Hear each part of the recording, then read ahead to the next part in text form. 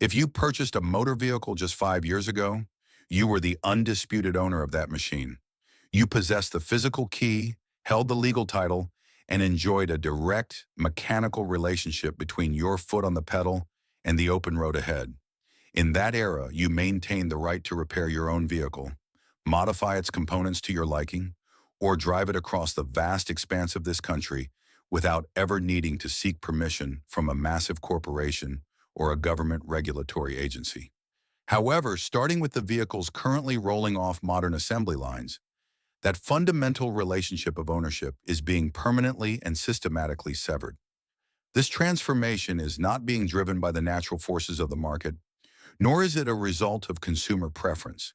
Instead, it is the consequence of a federal mandate buried deep within a massive 100-page piece of legislation that almost no one in Washington bothered to read before casting their vote.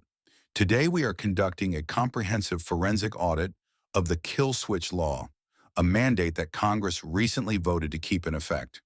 We will examine why the technology required for this law does not actually function reliably yet, and we will uncover what every independent mechanic in America already understands, but which the corporate dealerships will never disclose to you. Every instance of automotive overreach in our history begins with the exact same justification: safety. In November of 2021, President Biden signed the Infrastructure Investment and Jobs Act into law. While most of the public remembers this as the Roads and Bridges Bill, very few are aware of what is tucked away starting on page 404. Within a section titled Advanced Impaired Driving Technology lies a federal mandate requiring every new passenger vehicle sold in the United States to be equipped with a system capable of passively detecting driver impairment. According to the legal language, this system must be able to prevent or limit motor vehicle operation if it detects that a driver is impaired.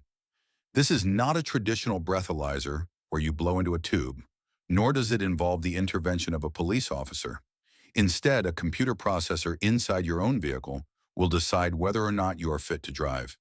If that computer determines you are unfit, your car simply stops working, effectively stranding you. There is a critical detail that the public is not being told. The agency tasked with writing the actual technical regulations, the National Highway Traffic Safety Administration, NHTSA, has already missed its original deadline for implementation. The reason for this delay is simple. The technology does not work reliably enough to be mandated on a national scale. In their own 2024 report to Congress, the NHTSA admitted that they cannot yet develop a system that accurately distinguishes a truly drunk driver from someone who is merely tired, suffering from a diabetic episode, or simply wearing polarized sunglasses that interfere with optical sensors. While the technical deadline has slipped, the law itself remains firmly in place. In January of 2026, Representative Thomas Massey of Kentucky introduced a legislative amendment intended to block federal funding for this specific mandate. However, the amendment failed by a vote of 164 to 268, with 57 Republicans crossing the aisle to join Democrats in defeating it. Consequently, the No-Kill Switches in Cars Act remains stalled in committee. This is no longer a hypothetical future threat. The legal framework is locked in, and the only remaining question is when the final technical rules will be officially written. What does this technology actually require to function? While the term kill switch sounds relatively simple, the engineering required to facilitate it is incredibly complex. To passively detect impairment without any conscious action from the driver, a vehicle must be outfitted with an array of surveillance tools. This includes infrared cameras designed to monitor eye movement and blink rates, biometric touch sensors embedded in the steering wheel to track physiological data, and cabin air systems capable of analyzing the chemistry of the driver's breath. A central processor must then interpret all of this data against a pre-established behavioral baseline in real time. If any single input glitches or misinterprets the data, the system will flag the driver as impaired. Currently, there is no federal protocol or legal requirement for overriding a false positive. The law does not include a backup plan, and the NHTSA has not written one. If the computer makes a mistake, you are simply locked out of your own property.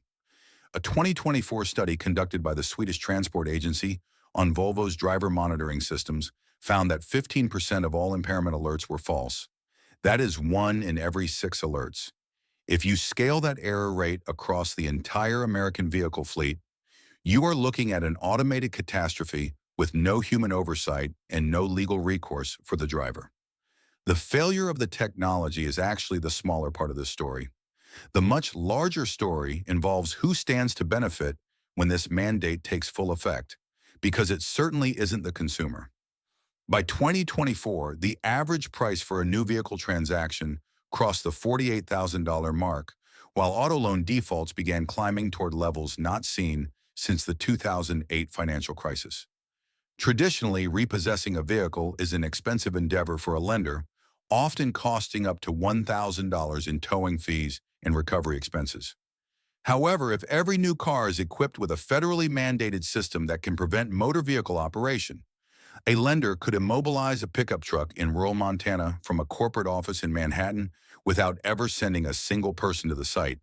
There would be no repo man, no physical confrontation, and zero cost to the lender. This infrastructure already exists in the commercial world. Subprime auto lenders have utilized GPS-based starter interrupt devices for over a decade through companies like Pastime and Spirion. The 2026 mandate does not invent this concept. It merely makes it standard, mandatory equipment on every vehicle sold in America, regardless of the owner's credit history or financial standing. If you believe that automakers are fighting against this federal overreach, you must understand why they are actually embracing it. We have already seen the shift towards software as a service in the automotive industry. BMW previously attempted to charge customers $18 a month just to unlock heated seats that were already physically installed in the car. Toyota implemented an $8 monthly fee for remote start functionality using the key fob that came in the box. General Motors has announced that active OnStar subscriptions will be required to access certain safety features in their 2026 lineup. The hardware is already present in the vehicles. The business model is now based on the subscription. If an automaker possesses the software architecture to disable your heated seats for a missed payment, that same architecture can easily handle the disabling of your engine. This federal mandate does not give automakers a new capability.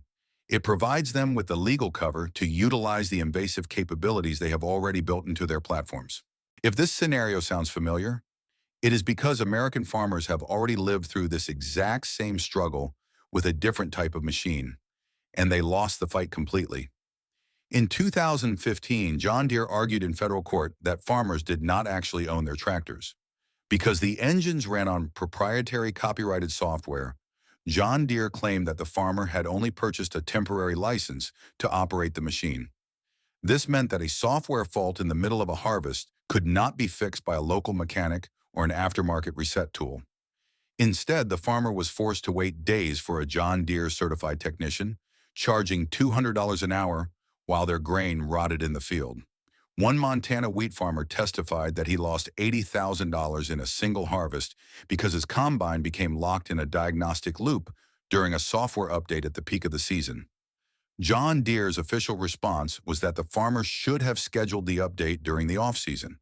This is the exact same business model that is now coming to your personal driveway. There is one specific factor that makes this trend incredibly difficult to reverse: the death of the right to repair. Every new vehicle built around biometric monitoring is engineered with an encrypted engine control unit, ECU, that cannot be bypassed without triggering a fault cascade.